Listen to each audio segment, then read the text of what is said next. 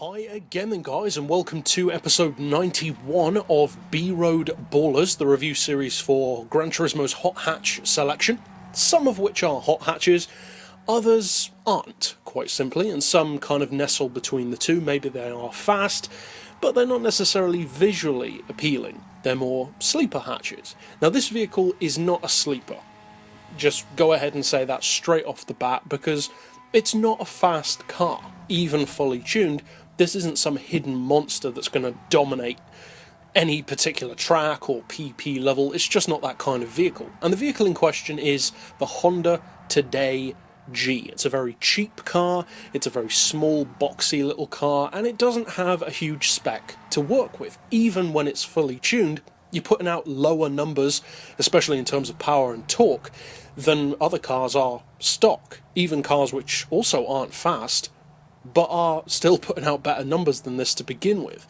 Now the car is from 1985, and of course it's just designed to be a tiny city runabout. Not a monster, not a performance car in any way, shape or form. And I would say the best way to describe this car, at least for me personally, and the best way to think of it, is to liken it to essentially a non-performance version of the Honda City Turbo 2. Visually, it's very similar. It has a similar shape. If you remove the body kit from the Honda City Turbo, it looks pretty similar to this car. It's got that bobsled design, which became ultra popular on the 80s Civic.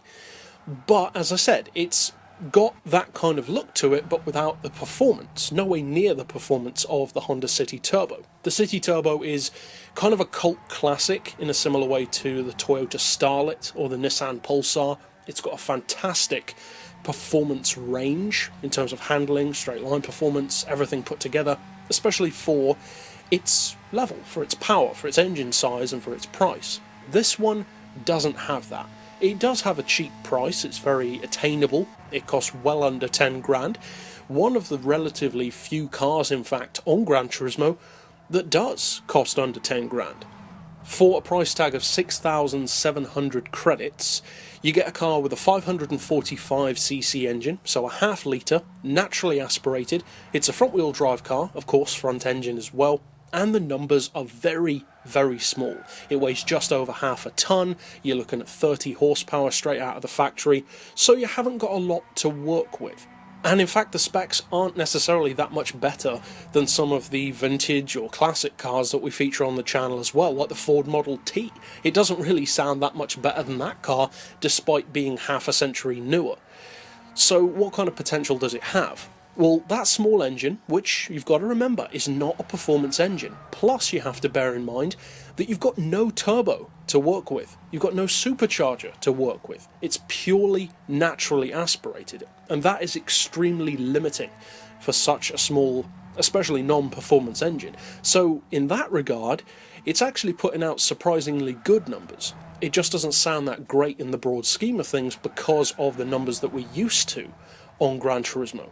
Because of course when you tune up a hatchback, even a non-hot hatch, you're looking at maybe 200-300 horsepower often, sometimes even more. Some hot hatches have 400-500 horsepower, occasionally even higher. So to have 77 horsepower fully tuned, which is what this one's got, and 68 foot-pounds of torque doesn't sound that great. But for what is a half-litre, naturally aspirated, non-performance car engine from 1985, that's actually pretty respectable. 77 horsepower is not bad at all. Now, the car weighs, as I said, just over half a tonne, and when you lower the weight, it weighs just under half a tonne, 496 kilos, and that's great, because having such a tiny amount of weight to deal with means that the power, and in turn the cornering speed, kind of takes care of itself. Now, don't expect it to be breaking lap records anytime soon, it's not even a 400 pp car, but you can take corners at impressive speeds with this car, about 100 miles per hour, and you can absolutely fly around certain city circuits with it as well.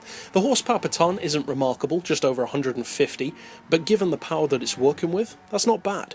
So overall, it's not a car which I would recommend to everyone, definitely not. It's more of a niched choice. It's for people who want to try something that's more of a novelty car, a bit oddball, kind of a laugh to drive rather than just something that you break out for dominating PP races. It's no Dome Zero, it's no Suzuki GSX-R4, it's just not that kind of machine. It's not bad.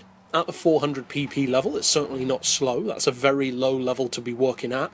But even then, I'm not necessarily going to guarantee that it will dominate that level. It's a car which, as I said, you can try it if you want to. If it appeals to you, then you'll probably like it. If that's the kind of person that you are, and that's the kind of car that you'd like to try out, then chances are you'll probably like it. If it doesn't appeal to you, then you probably won't. And that may sound like an obvious thing to say, but the reason why I say that is because there are some cars which you may not necessarily like, but they're good anyway. There are certainly cars like that for me, vehicles which are not loved, but they do the job. They get the job done. This isn't really one of those cars. It's just a love it or hate it kind of machine. You should only buy it if you specifically want to try out the car, or if you already know that you like it. For me personally, I find it fun to drive, but again, it's not an essential purchase. It will honestly probably end up in my stockyard, because although I like it, it's not my kind of car that I would drive all the time. If I'm going to drive something like this, I'd probably just go for the Honda City Turbo. So, that's it overall for this particular episode. I'll see you guys next time, and as always, thanks for watching.